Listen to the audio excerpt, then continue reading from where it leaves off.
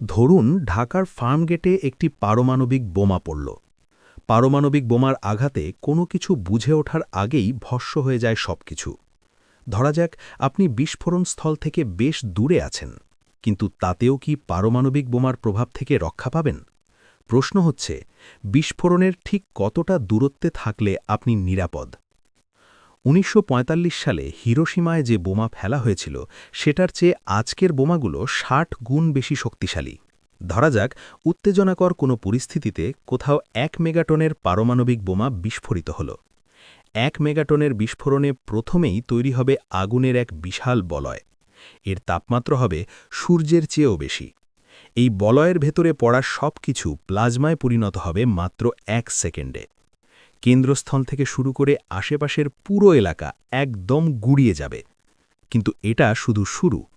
তারপর আসবে তেজস্ক্রিয়তার ঢেউ। এই ঢেউ শহরের বিশাল অংশ জুড়ে ছড়িয়ে পড়বে। এই সীমার মধ্যে থাকা মানুষের জন্য বেঁচে থাকা প্রায় অসম্ভব। বিস্ফোরণের শকওয়েভে কেঁপে উঠবে গোটা শহর। ২০ কিলোমিটার দূরের সব ভবন ধসে পড়বে কার্ডের তৈরি ঘরের মতো। আর এরপরই আকাশে উঠবে মাশরুমের মতো বিষাক্ত মেঘ।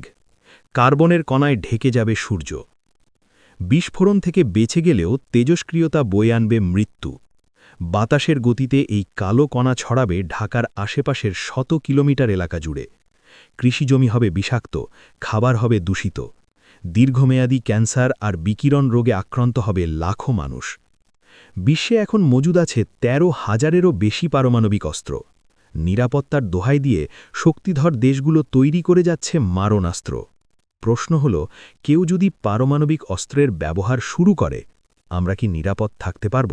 ভিডিও ভালো লাগলে শেয়ার করুন আর এমন কন্টেন্ট পেতে সাবস্ক্রাইব করে সাথেই থাকুন।